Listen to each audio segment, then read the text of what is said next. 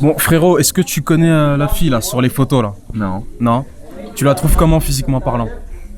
Bah ça va. Ça va? Un peu musclé, mais bon. Sur une échelle de 1 à 10, tu mettrais combien? 6,5. 6,5? Ok. Bon Alan, là je t'ai montré les photos là de la fille, est-ce que tu la connais? Est-ce que tu vois c'est qui? Non, je la connais pas. Ok d'accord. Physiquement parlant, comment tu la trouves? Ça va, franchement, elle est assez belle. Ok, vas-y tu peux défiler les photos. Sur une échelle de 1 à 10, tu mettrais combien? Je mettrais un 7-8 sur 10. Ok, ¿tú conoces la chica? No, No. ¿Cómo te pareces físicamente?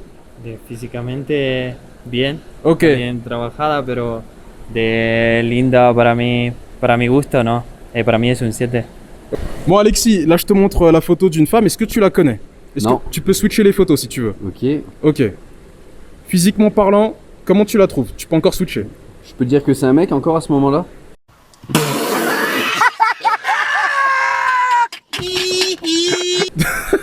Donc pour toi c'est un homme. Non mais physiquement parlant, non je t'assure c'est vraiment une femme. Mais t'en Ok. penses quoi? Elle est sportive, c'est pas mal. Ok, sur 10 tu mettrais combien physiquement parlant? Elle est quand même bien musclée. Je mettrais 7 sur 10. 7 sur 10? Ok.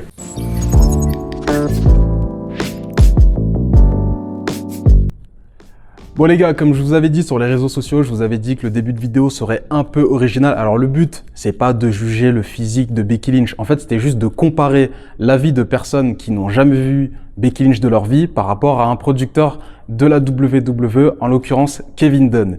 Donc normalement, j'ai fait un petit écriteau en début de vidéo pour expliquer un peu le contexte. Comme vous avez pu le voir, la plupart d'entre eux trouvent que Becky Lynch, ça reste quand même une femme plutôt agréable à l'œil. Par contre, c'est un peu des escrocs, hein, parce qu'ils font les gentlemen à la caméra, mais une fois que je coupe, ils me disent « mais en vrai, elle n'est pas si exceptionnelle ». Mais bon, de manière générale, ils la trouvent plutôt pas mal. De manière générale, je pense qu'on est tous d'accord là-dessus. Je pense que voilà, Becky Lynch, ça reste quand même une plutôt belle femme. Moi, c'est pas mon style, mais ça reste une belle femme. Bref, mais pourquoi je fais cette vidéo? Alors, c'est pas une vidéo pour démonter Kevin Dunn de A à Z. En réalité, j'ai envie de lancer un mini débat et dans les commentaires, toi, tu vas pouvoir interagir à la toute fin.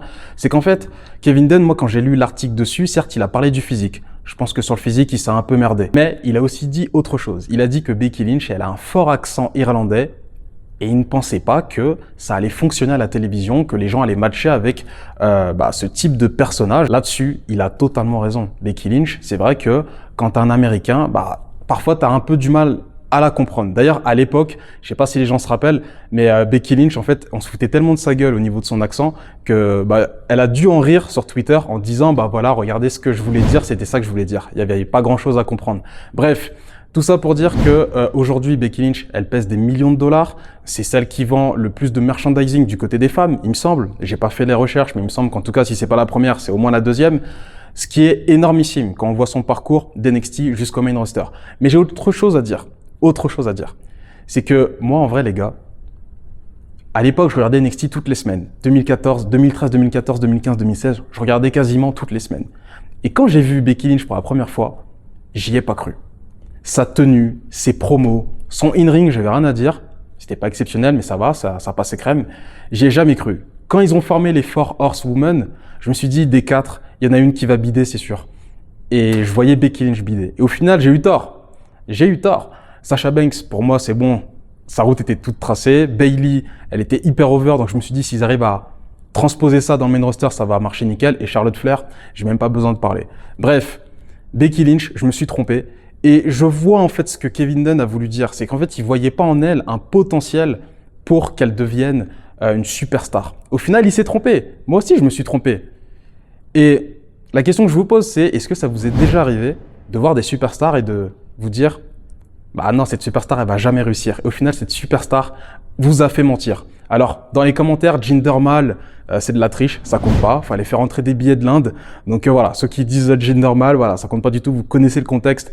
Mais voilà, dites-moi en commentaire si vous avez à l'époque pensé que Becky Lynch serait la superstar qu'elle est aujourd'hui. Est-ce que Kevin Dunn est un enculé? Probablement. Enfin bref, on se retrouve pour d'autres débats sur la chaîne YouTube Tag Team Crew. On se dit à plus, prenez soin de vous les gars, peace. Je suis dans un hôtel et je me sens comme Megaman. Elle me trouve smart, intelligent, je lui sais la trousse, je suis Megaman. Je loue une maison sur la lune et je m'y casse en delta plane, yeah, en delta plane.